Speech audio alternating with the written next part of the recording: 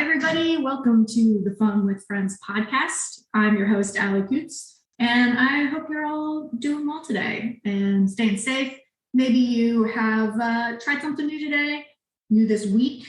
If not, you still got a little bit of time left in the week, so y'all should get out there and try something new. I am super pumped for my guest today. I am being joined by Cheryl Woodhouse, founder and lead designer at Tactile Design Company and creator of the Solo School. Round of applause. Thank you so much for joining me on today's episode. And I cannot wait to learn more about your business and how you've set up your business so that you can have that consistency and income without being consistent. And the way you kind of described that when we were first talking was, when it comes to consistency, without being consistent, that means you have time to you can travel and work and, do all the neurodivergent things that make you happy. So I cannot wait to discuss more. And thank you again for being on the pod. Oh, I'm super jazzed. I knew from the moment we met that we were destined to do something together, because I know the audience can't see this, but we both have blue hair, and that's always a sign. It's meant to be. It's the blue hair. 100%. And we also have like a couple of travel coaching friends in common, I think. So that's how we connected. And as soon as Cheryl reached out, I was like, hell yeah, get on this pod, let's go. So I'm so very excited to have you on. And you really have an amazing story where you kind of struggled and worked hard for 10 years and ended up going from homelessness to building this 6-figure business that you have. And I find that truly inspirational, especially because you've done this while not letting boundaries, I guess, kind of limit you, or not limiting yourself to being in one location. You've still been able to travel and work wherever you want.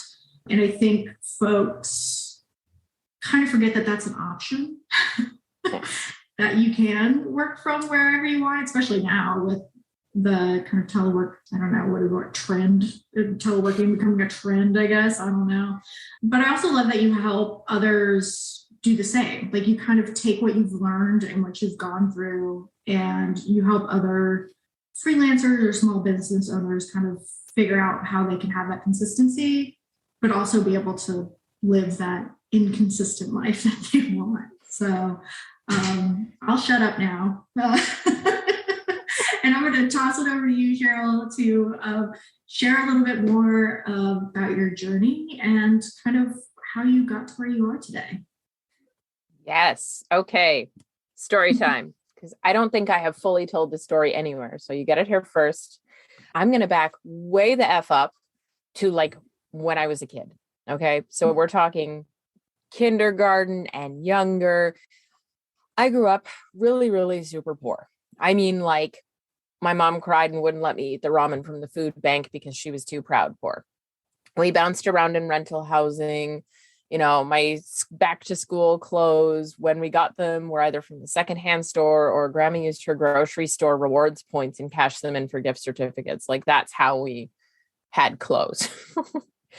And the majority of that was because both of my parents were disabled. My dad had a severe injury in his arm and dealt with pretty severe bipolar. Now he's realizing also probably pretty severe ADHD most of his life.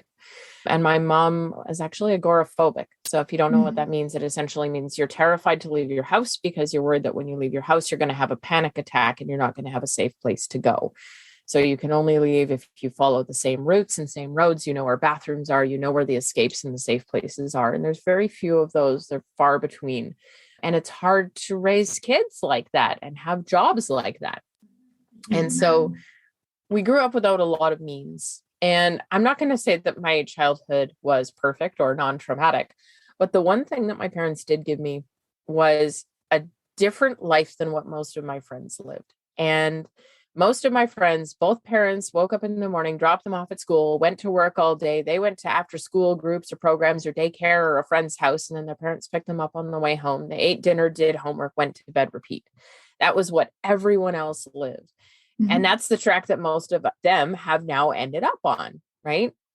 I got up in the morning and walked to school because my mom was up early enough. She was an early bird. I'm super not. I don't know where that went.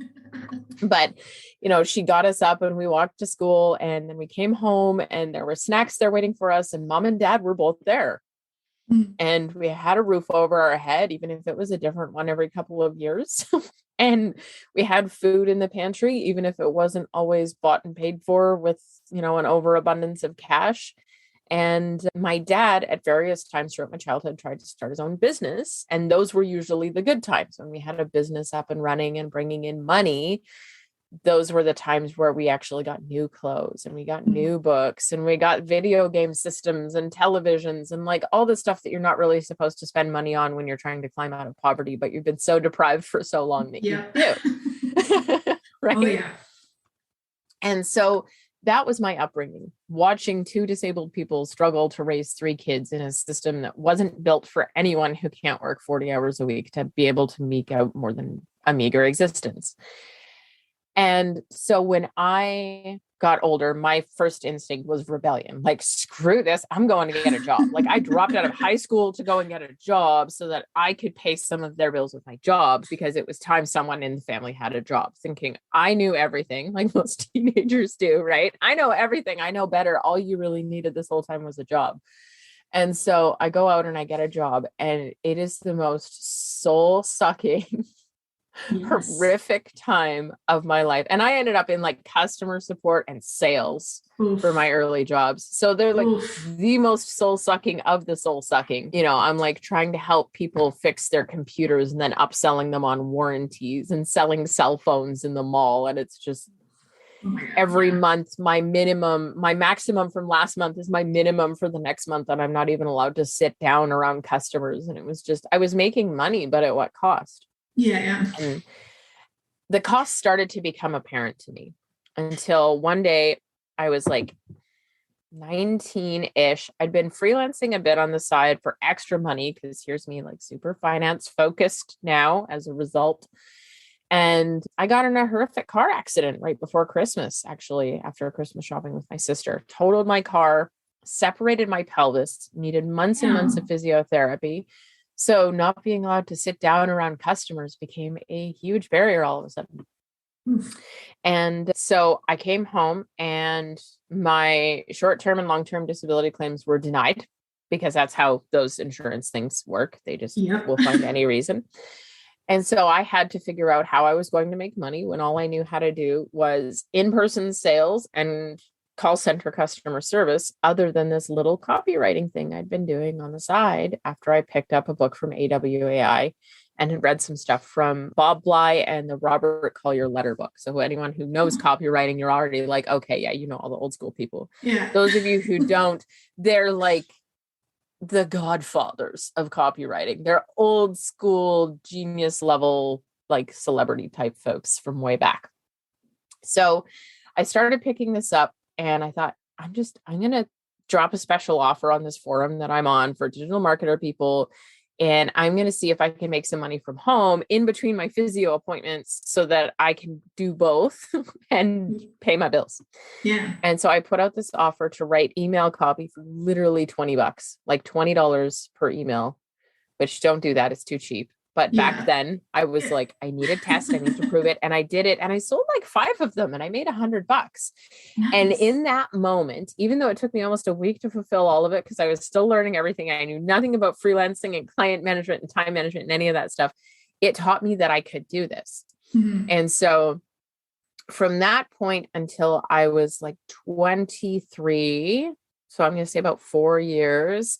I'd already been freelancing for 4 or 5 years on the side. Now it was like my main thing. I was like, well, I'm never going back to a job again. That would be stupid. Let's get this going.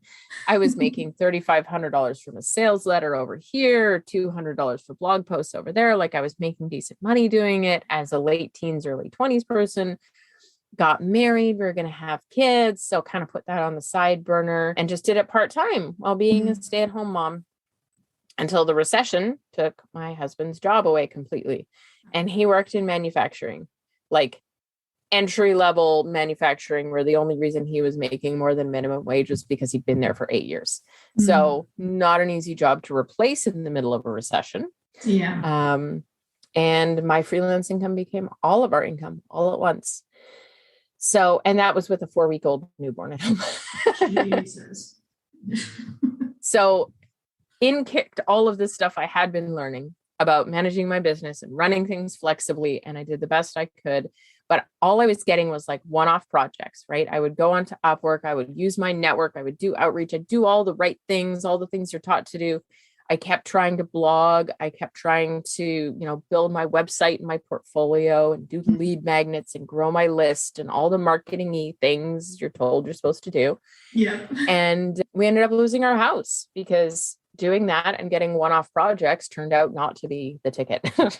Yeah. Yeah. And then so we spent 9 months while I was pregnant with our second child, living with my in-laws, until I finally realized that what I needed more than big ticket one-off projects was a steady income. I needed something that could pay my bills every month because my bills came every month. And so I had a client that I had been working with over a few different projects. They'd come back to me a few times and I was like, hey, do you guys just want to like bring me on to complete these tasks over the next 12 months or so, and we'll just break down the payments monthly so it's easier on your cash flow, and then I know what I've got coming for work month, 1 month to the next. Yeah. And they said yes, and it was a $60,000 contract, and we went out and got a house the next month. Jeez. Because we could. That's freaking amazing. And then that's what I want. That's what I'm going for. Yes, and it was such a huge revelation. I can remember, like, it was November and we were at a family function and I stepped outside to take her call and it was pouring down rain. And I was like standing on the sidewalk with my phone. Audience can't see me, but I'm like holding up a little banana phone next to my head. I'm like on my phone and I say the number. I'm like, I would like $5,000 a month to do this work for you.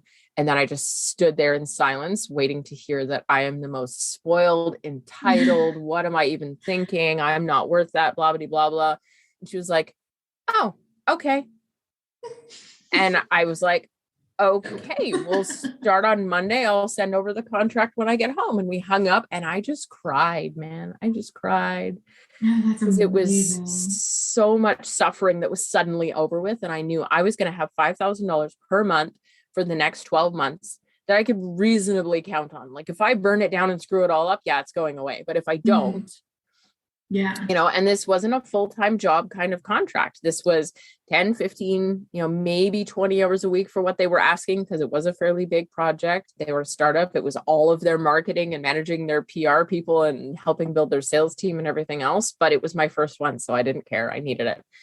And I built from there. I added on PR clients. I added on sales coaching clients. I just added. And then within a few years, I crossed over the 6-figure mark and just pretty much didn't look back until I decided to be crazy, burn it all down, and teach other people how I did it. Build a new part of your empire. Oh my gosh. That's, first off, thank you for sharing your story. Because like I said, it's very inspiring and it's funny, but hopefully I'll be able to replicate your business success one day. So. Just got to focus in the right places. I mean, that's really what changed a lot of it for me was I stopped trying to be consistent. I stopped trying to market myself the way you're supposed to. I stopped trying to fill my funnel or fill my pipeline and do all that other stuff because I'm neurodivergent. I was diagnosed bipolar at 16. I'm 99% sure that was incorrect. And it's actually ADHD because even when I'm happy, my house is still a disaster. Yeah. So. It's not like they misdiagnose women with no, ADHD. But yeah, like I had to accept that I could not be consistent. I had to accept that I had to build a consistent income that my clients were responsible for the consistency. I was just responsible for making sure that the work that I promised them was done before the meetings that I set with them to keep myself motivated. And that's how it had to be. And that my sales process couldn't be consistent, because as much as for someone who grew up with an agoraphobic mother and therefore inherited a crap ton of social anxiety, can attest to, like, peopling is hard. Yes. And so leads on autopilot sounds like the dream. It takes so much to get to that point. Like, that's the journey I'm on now, is building an audience-based business, which is a totally different animal. And I've been doing it for 15 months. And I'm just now getting to the point where maybe I can sort of support our family on some of it, you know? And people are finally starting to pay attention, and people are finally starting to listen. And I'm finally learning how to talk about myself in a way that it helps people listen. So, you know, I had to realize that consistently posting on social, or back then in forums, consistently writing blogs, consistently promoting my email list, that's shit I can't do, basically. Yeah. So I had to get my clients to pay me consistently and just be wildly inconsistent and flail, and have the flexibility that I wanted to stay home with my babies and unschool them, because that's fun. Yes. Well, that's what, as you're talking, I'm like, oh, these are all the things that I currently struggle with. Because I'm like, oh, I got a blog that I don't use. I've got a newsletter that I am very inconsistent about sending out, and like the social media stuff. And just trying to show up all the time to market yourself. And like, I've got a website that I pay for and all this stuff. And I'm like, oh, do I actually need it? But then you have like everyone telling you, yes, you do. Like, you need to have a website. You need to have this. You need to have a mailing list. You've got to, if you're going to get business, these are the things that you need. And so it's like, there's that like internal conflict of like, kind of like, do I burn it all down and just focus on like,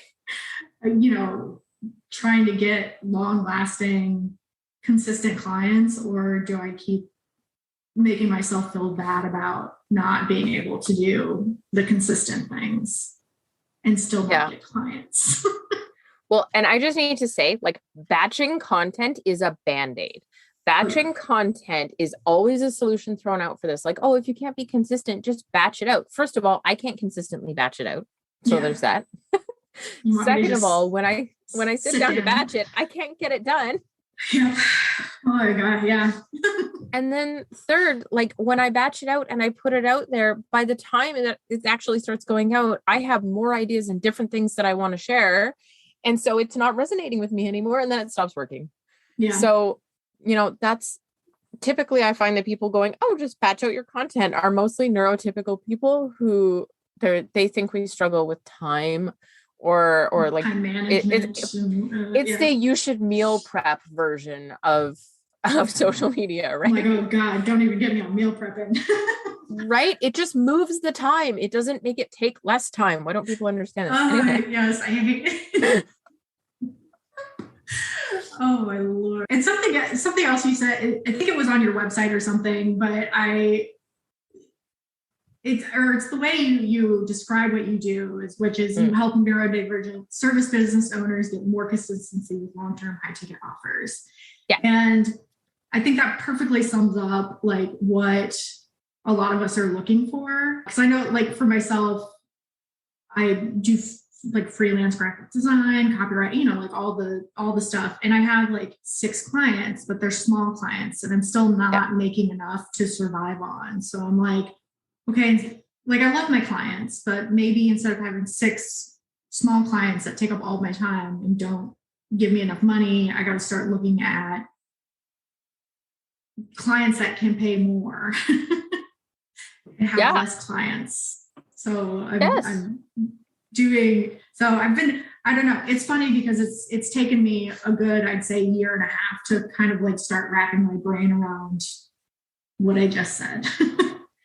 So the funny thing is, after I figured out this whole thing about selling people into long-term high ticket offers, kind of being a way to get the consistency that the funnels and all the other shit never gave me. I landed a few business coaching clients. I landed a few business coaching gigs where I was like a sub coach under other people. Yeah, you think so, but I was working with like 25 clients at a time and had multiple standing meetings. So no, not nice. Lasted a year. Yeeted myself out of that pretty quick. But yeah, like it gave me a lot of experience, and I've done lots and lots of market research interviews because that's a key part of my process. It's always been part of building my business. Like I do market research to understand what people want from me. And also that market research acts as a way to grow my network. So it helps me find clients. It helps me find referral sources. It helps other people know who I am and what I do.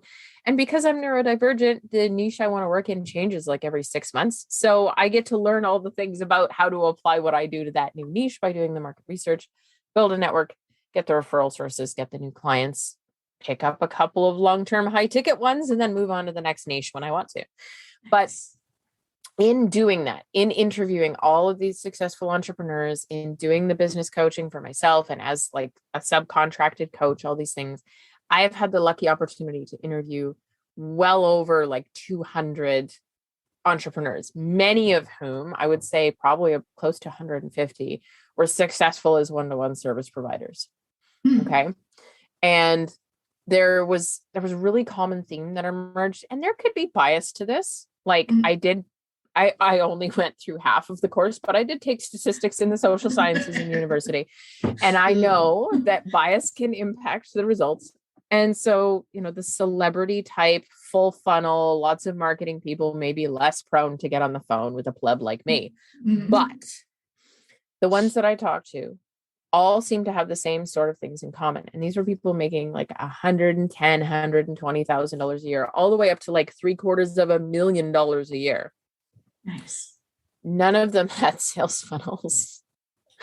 None of them had marketing. They were coming to me like, so how do I start an email list? I'm making $360,000 this year. I think it's finally time. I'm supposed to, I should, this is something I need to do. And I'm like, well, how did you get where you are? Like, how are you making $30,000 a month without an email list? And like, oh, I just kind of built a network, did a bunch of outreach early on, learned what people wanted from me. And then it's mostly come through referrals and outreach in my network. Like, okay, so why are you changing? Yeah. So do you actually need this thing? And they did, because they were like me and they wanted to move on to a bigger impact stage. You know, my oldest is turning 12 this year. My youngest is turning 7. My babies are growing up. And I've been sitting with some discontent for a couple of years where it's like, is this all I'm going to do with all of this privilege that I've got now? Or can I make a real dent in income equality for kids like me growing up? And so, you know, some people do choose to make that shift. But the great thing about building a freelance business like that, where you get the long-term high ticket clients, is that it gives you the flexibility to do that and still keep your income, which a job, I mean, I don't know about you, but the idea of working 8 hours a day, 5 days a week, and then coming home and working 4 hours on building an audience just makes me want to gouge my eyes out with a fidget spinner. So I concur. Yes. Yeah. But yeah, they all built on referrals and networking and outreach, and nobody did it with sales funnels. Nobody had a pipeline full of leads. Everybody was like, oh yeah, I know some guy that I worked with early on went to Stanford. And as soon as I got good results for him, he told his entire class about me. And now I'm executive coaching half of Silicon Valley. I was like, and you really don't have a website? And she was like, yeah.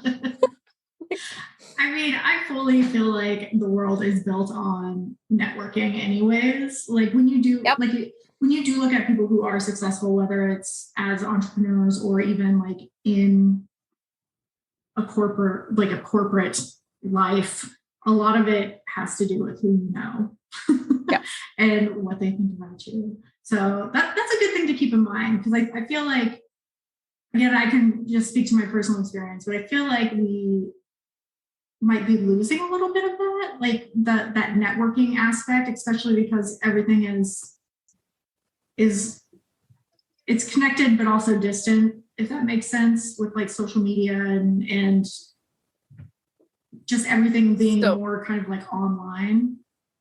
I have some thoughts on this, because on the one hand, all the people telling you to like build a funnel and fill your pipeline and market yourself that are to the level of success where they're somewhat visible. And like, I'm not going to drop names, but you all know them. You all recognize them. They've all got New York Times best-selling books, maybe own software. They run big retreats or events every year, all this other kind of stuff, right? They all know each other and promote their stuff for each other. And that's why their pipeline and their funnel is full, because their network sends them a ton of traffic. And that's always how it's been. It used to be an old boys club. There are more women and non-binary folks in it now, but pretty much like you go back to russellbrunson.com secrets era and Frank Kern's shady starts on the dark corners of the internet. And yeah, they were all promoting each other's stuff to their email lists and giving each other credibility and borrowing each other's social proof. And that's how they started to make it in the first place. And then they tell you to just start blogging and that'll somehow produce the same results. And it doesn't. And we wonder why. So there is that, where the people who are telling us that we don't need to network anymore are the people who are using their network to build their net worth. The most. But there's also the fact that, like, for all of human history, this was how commerce and trade was done. It was like a family at home. The kids learned from their parents, usually ended up learning their trade, like you with farming, right? Yep.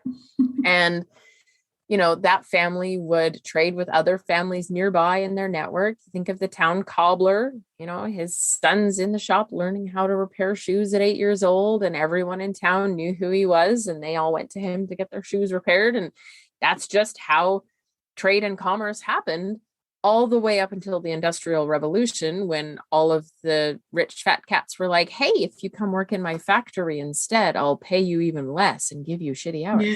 And somehow we bought into that. And then the whole world changed to shift around that model when it was never really how we were meant to work in the first place.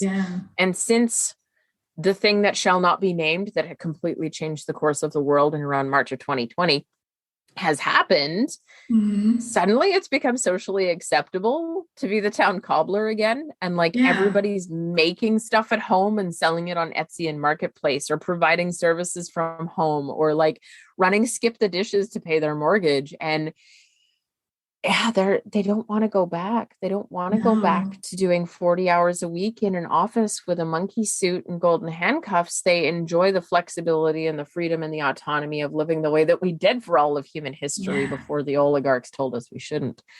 And I think there's a real change coming and shifting back to that, but I don't think it's new. I think it's returning to where we belong. Yeah, coming back. And no, I definitely agree with that. And I also just want to say the thought of going back to 9 to 5 gives me massive anxiety. I'm just like, no, please, God, no. Let's not do that. Can you imagine? Please. I'm pretty sure there would be like a middle finger and I'm fired within the first hour of the first day. Like I would not last. I'm like, the way you're doing this is so inefficient and stupid. Get out of my way. Fired. Oh my God. Yeah. I would do something very similar. So I wanted to, because we talked a lot about like, you know, long or big ticket, long-term clients and consistency. And we've touched on this a little bit about like how you can find those clients and how you attract those clients. And one way is through referrals and social proof and networking. But what are some other ways to do that? And how does that client attraction work into building consistency? Which I feel like we kind of already answered some of these, but if you could put it like succinctly, I guess. Yeah. So I feel like for me, the biggest thing that has worked has been building a network in a niche. And I've done it over and over again in different niches, like I mentioned, but it all starts with doing market research, which I initiate through cold outreach. I just find the people that I want to interview. I'm like, hey, you're amazing. You're an expert. I want to pick your brain. Can we sit down for 20 minutes? And I'm just going to ask you a bunch of questions about how you became so successful. And then I do that 10, 15, 20 times in the new niche I want to get into. And I take those answers and I circle back to all of them and I say, okay, here's what I learned. Everyone in your industry who's having massive success is doing this. Most of you are facing this problem. The people who have overcome that problem have done this. And the people who still have that problem that I end up talking to are like, oh, well, that's valuable. Thanks for sharing. And then at the end, because I'm not a bait and switchy kind of person, like I don't jump into these calls, turning them into sales calls. Yeah. We do the research. I circle back, I share the results.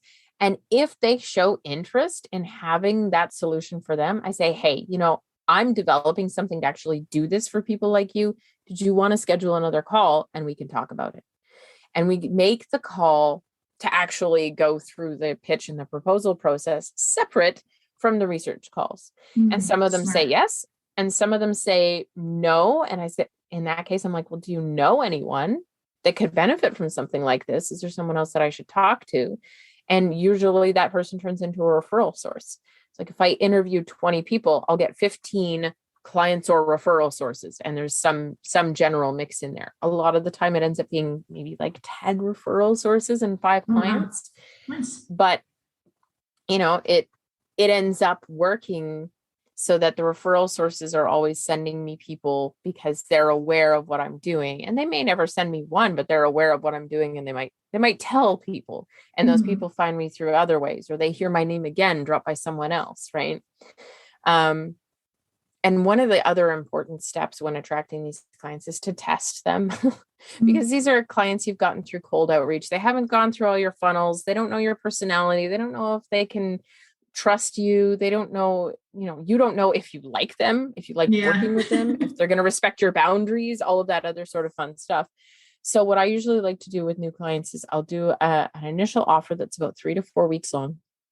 And I will essentially sell them really deep discovery and then building a plan for their work. So, if I feel like I'm doing content writing for this 6-month stint with my brain, I'll create them a content plan for the next 6 months or the next 12 months. When I was doing social media, it was a social media strategy and plan for the next 6 to 12 months. And I would spend 3 to 4 weeks doing that. I would include all my clients' setup work in that.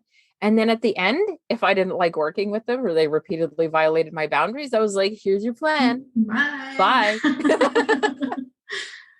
But if I did like working with them, I was like, here's your plan. And usually they were like, wow, this is amazing, but how am I going to do this? And I was like, well, I'm right here. You already know me. You like me. You trust me. And I'm capable of doing it. So what if we scheduled another call to talk about the possibility of me taking this on for you?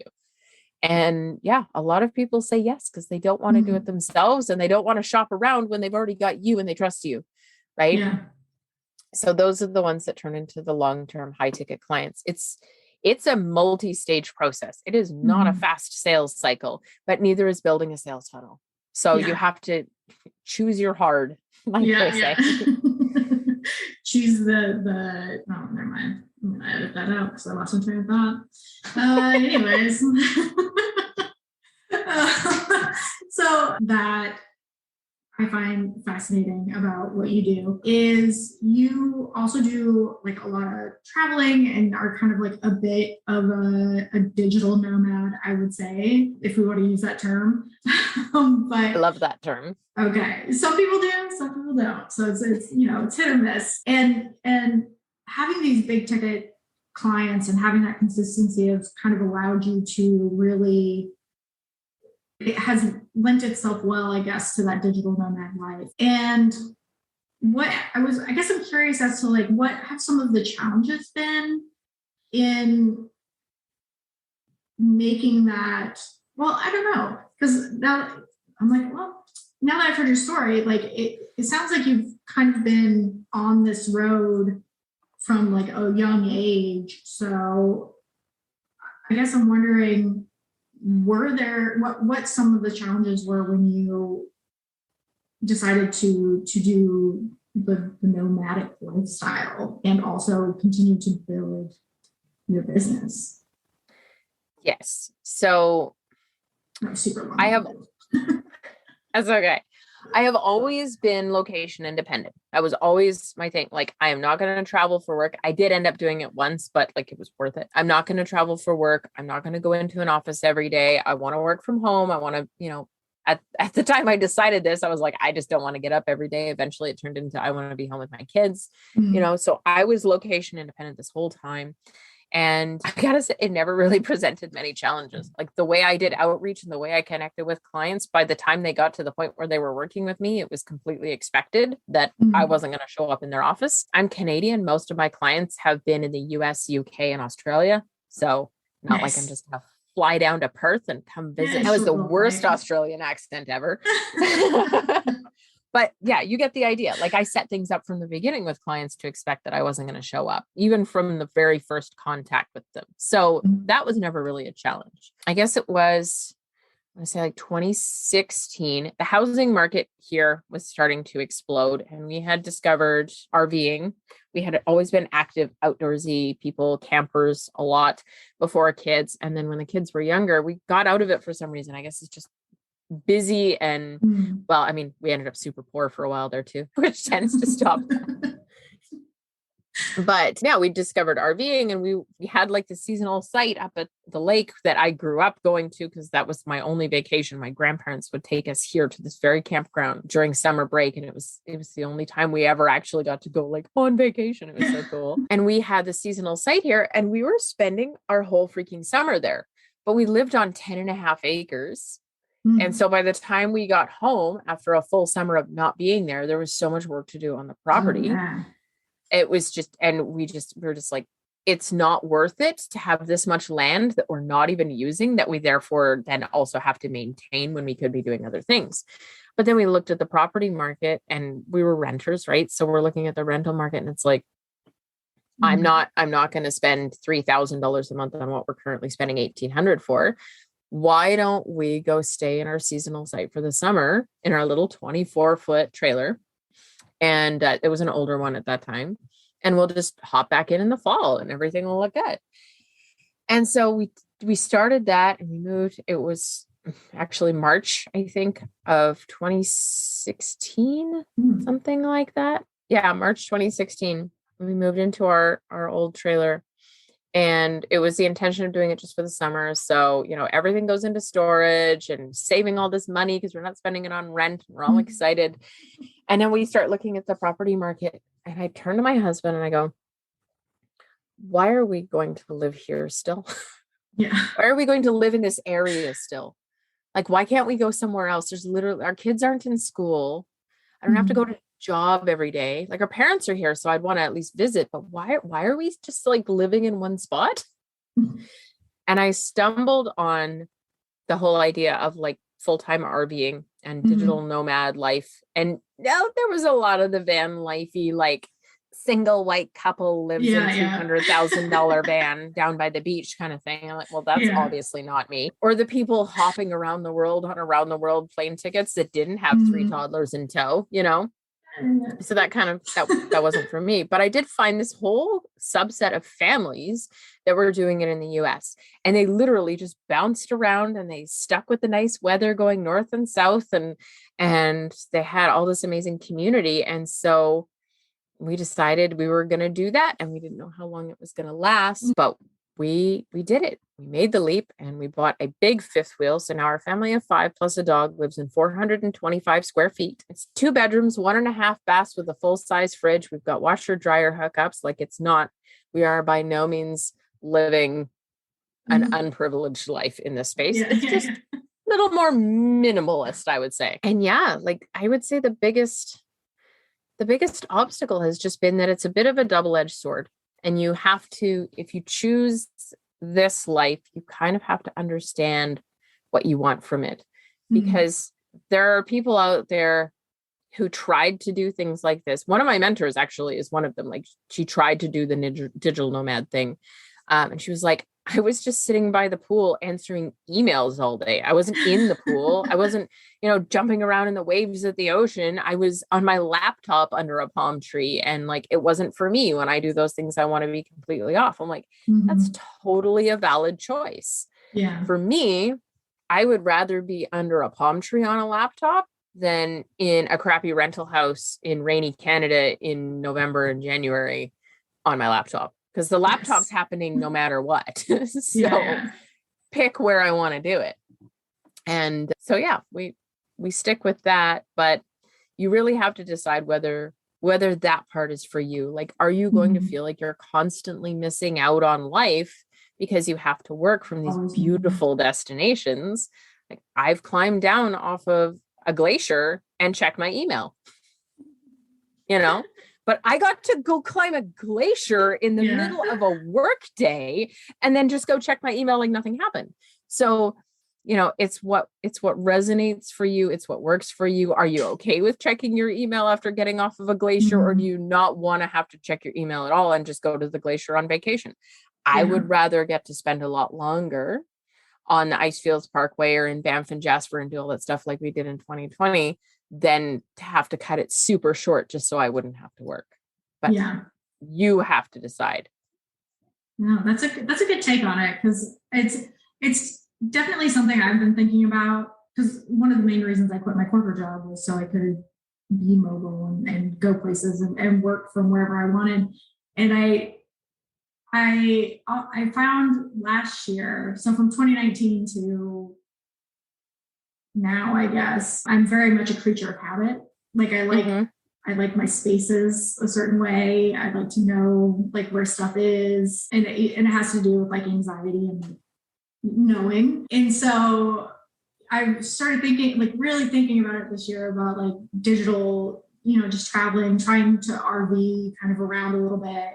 And I'm like, would I be able to do it? Or would the changing of location throw everything off? And then, I'd have to start back at zero. But so I don't know. I think I'm going to try it because I want to see if it's something I enjoy.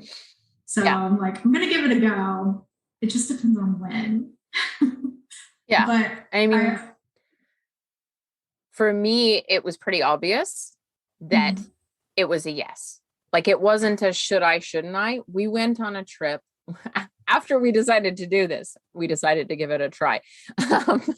We decided to go full time, and we had our whole trip down to San Diego for our first winter planned. And then we're like, okay, well, let's make sure we like traveling, because very poor kid, no travel up until that point. The farthest I'd been is like Edmonton, and that's not really traveling. So we took this trip down to Newport, Oregon, when our youngest was still nursing. So it was a couple's trip, but I had a toddler. Yeah. And we go down to Newport, Oregon. And I swear I had never felt more at home than sitting in the seat of that car and just seeing new things every day. Like, people talk about that feeling of home. And we watched this couple building a container home on this rural property in Texas on YouTube, and just kind of stalk them online and stuff like most people do. Right.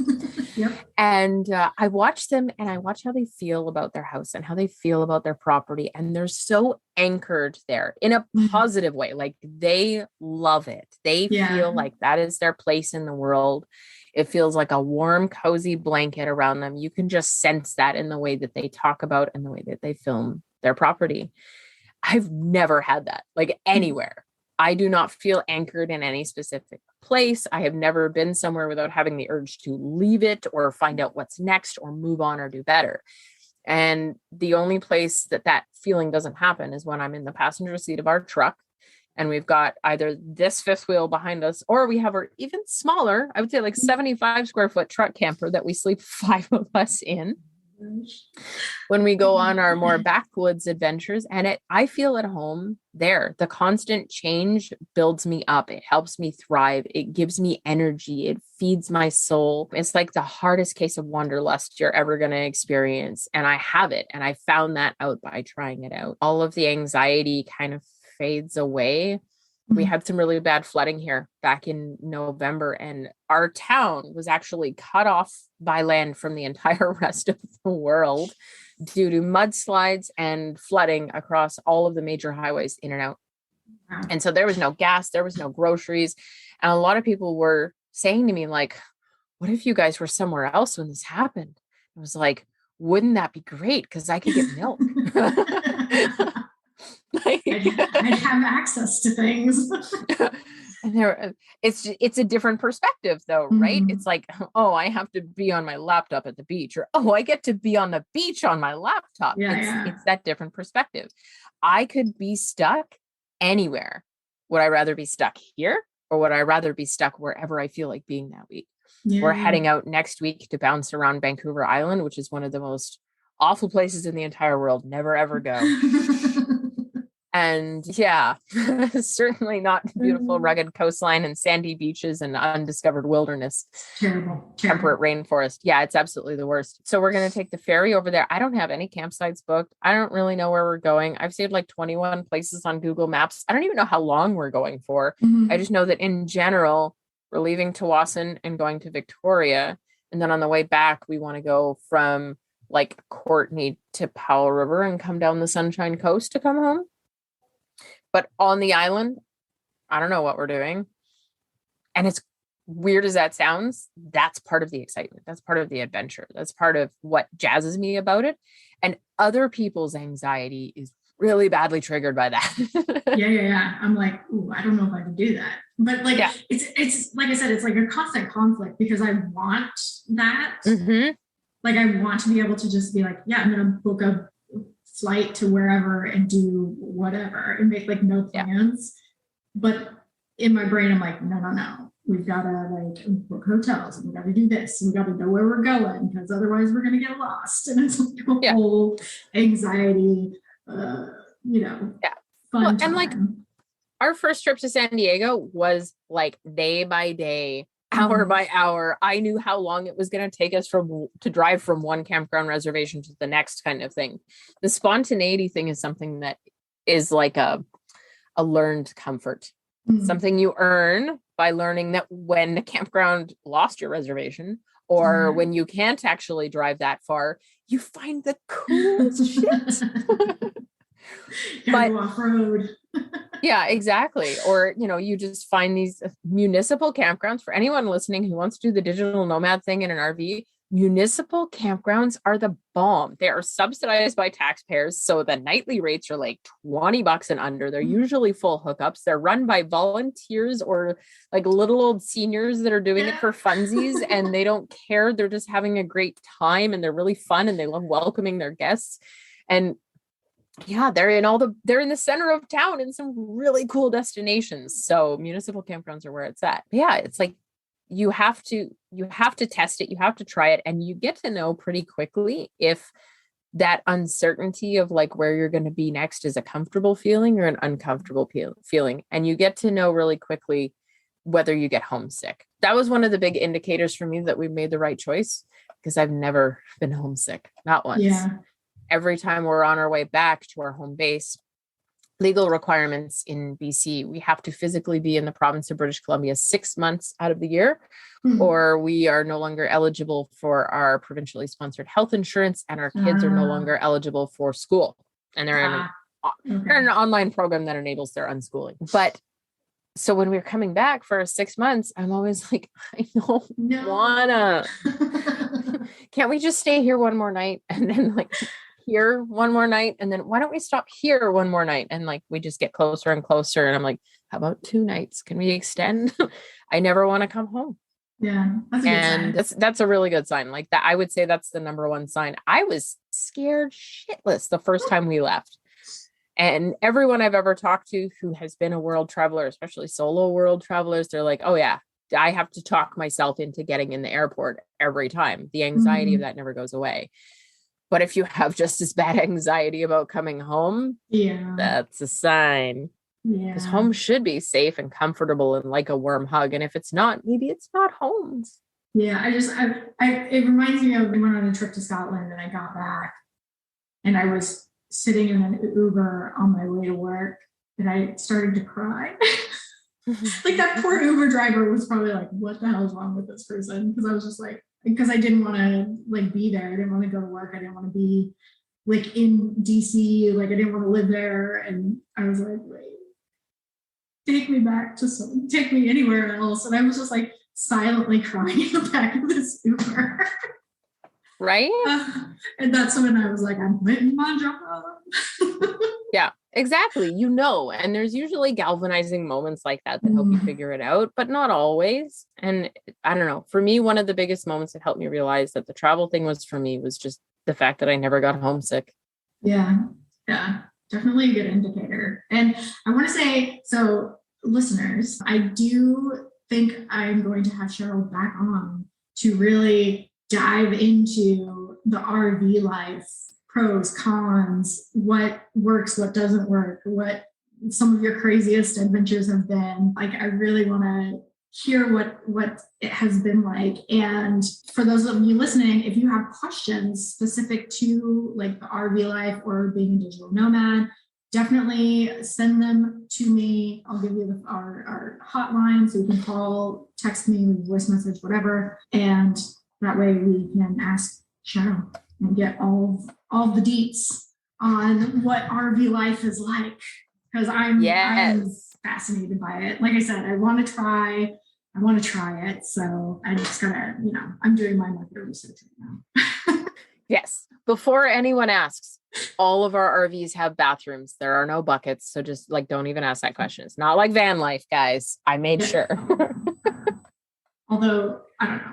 There's a part of me that's like, I could get a school bus and renovate it and do like the schooly life, but I don't know. RVs seem maybe a better route. But schoolies, tiny homes, van conversions, and anything not built by a certified manufacturer are actually not allowed in a good percentage of private campgrounds in the US due to insurance regulations. Yeah. And also getting them like properly, well, kind of like you said, like registered just for like road safety and all that is also a challenge I hear. So RV might just be. So yes, keep an eye out for that episode because we will be doing a new one or another one. Jesus. I've run out of my coffee's burned off from this morning.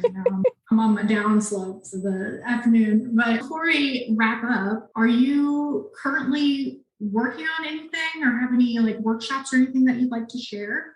And this will come out in April. Yes. Yeah. So as we're recording this, I'm actually doing a workshop tomorrow that talks about a lot of the reasons that the funnel model doesn't work for everyone and some of the ins and outs of how to actually implement what I talked about today. So even though you're going to miss the live version, I'm still going to have the replay up in my group, which is where everyone kind of congregates to learn from me. So if you're listening to this, you can just go to soloschool.ca/group and it will give you a little sign up and you can head over to the group and the replay will be pinned in there, or you can just DM me for it and I'll send you the link if you can't find it. Other than that, I'm actually just about to re-record all of the modules from my mastermind program, which is really, really cool because when I decided I wanted to teach other people how to do this, I decided I wanted people to mentor each other. I wanted it to be a true mastermind. And so it's actually a lifetime access mastermind with unlimited access to weekly calls for as long as I'm doing them instead of having to re-up all the time, because I want the people who do the market research, initial offer, long-term offer process and start to get it down to come back and mentor the people who are new at it. I'm revamping all the training modules in that, updating the scripts for 2022, adding more social media stuff because email is a bit less responsive, post Panini. So we're going with more of the social media stuff and just building it up so that pretty much anyone who comes in and implements what's in there, can get to that point of consistent income within 3 to 6 months. That's what we always try and strive for. And it's built for neurodivergent people. So the videos are short and what I say is written on the screen. So you can listen on mute and just read stuff. And there are workbooks and accessible fonts. And it's like someone actually cares. So I love it. I saw your training or your workshop coming up. So I was like, I'm going to have to do that. I might have to check that out. Yeah, you should totally come. It's going to be a blast. Yeah, I'm giving away prizes. Oh, shit. I'm in. I'll be there. Nice. Awesome. And so actually, is it best for folks to find you on your website? That was soloschool.ca, or do you also have like socials where folks can follow you, or Facebook or? Yeah. So, probably the best thing to do is to go to that soloschool.ca/group and sign up for my group, because you'll also sign up for my email newsletter at the same time. Every week I host a podcast episode. Every week I put up a new YouTube video. Right now we're on a kick about pricing and packaging. The next thing coming up that I'm going to talk about is client management, how to handle good clients, how to handle bad clients, how to structure all those sorts of things. And I share a lot of free resources there. Every week I do a free live training in the group, and I put out a ton of content, a ton of free stuff to help everybody. And so amazing. Usually ends up living in the group. And I also send out an email reminder once a week with kind of a schedule of what's happening. We also do co-working sessions every Wednesday where you can come and bring a task for an hour and just like head down focus on it with the rest of us in the group, which you're welcome to come and attend, but you got to sign up for the group first. So soloschool.ca/group. Come and join us. And then you can have access to all the things. I will send you links to my Instagram and my YouTube. And if I finally get onto TikTok, I'll do that too. And it'll all come through there. Wonderful. soloschool.ca/group in the episode description so that everyone can find it. Super easy. And I will probably join the group. So yeah, you totally should. There's so many awesome people in there. I bet it's a pretty cool group of folks. I mean, Cheryl, I have had an absolute blast recording with you today, and I cannot wait to record again and to talk more about RV life. And I really, again, can't thank you enough for sharing your story and providing insight into building that consistency with clients and how that lends itself into kind of a freer life. I feel we all need a little bit of, I feel. For listeners, I want to thank you for listening. If you have questions, comments, thoughts, whatever, you can call or text us on the hotline 252-419-6004, and we will include them on a future episode of the podcast. So if you do have questions for Cheryl about RVs, adventuring, any of that, definitely shoot us a text or leave us a voicemail. You can also DM me on Instagram @PhoneWithFriends_podcast. And yeah, be sure to like, rate, and review the Phone with Friends podcast. And with that, get out there, try something new, and have some fucking fun. Bye! Thanks for listening to the Phone with Friends podcast, a CEI media production. Please like, rate, review, and subscribe to the podcast as it helps us greatly. You can follow us on Instagram @FunWithFriendsPodcast and on Facebook. If you would like to support the podcast, you can become a Patreon for just $5 a month. The link is in the episode description. Now get out there, try something new, and have some fun. Bye!